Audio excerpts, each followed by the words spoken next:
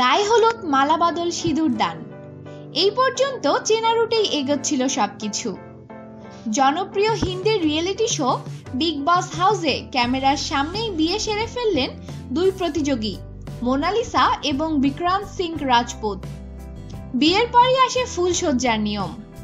Reality show বলে কিন্তু বাদ গেল না তাও। বিগ বস হাউসের মধ্যেই সিক্রেট রুমে এক রাত একসঙ্গে কাটালেন দম্পতি। আর এতেই প্রশ্ন উঠতে শুরু করেছে বিভিন্ন মহলে।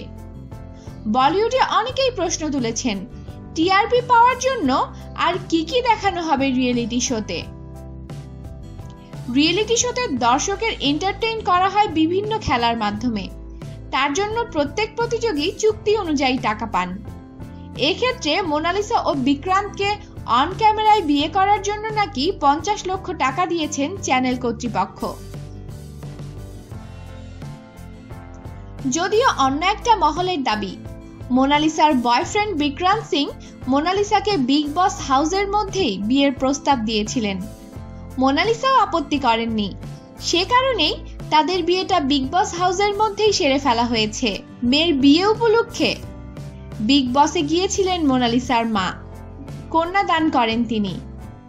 বিয়ে ও ফুলসজ্জার পর বিক্রান্ত বিগ বস হাউস থেকে বেরিয়েও এসেছেন। তাতে মোনালিসা কান্নাকাটিও করেন।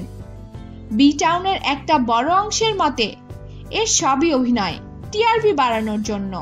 কিন্তু ফুলসজ্জা নিয়ে তৈরি হয়েছে বিতর্ক।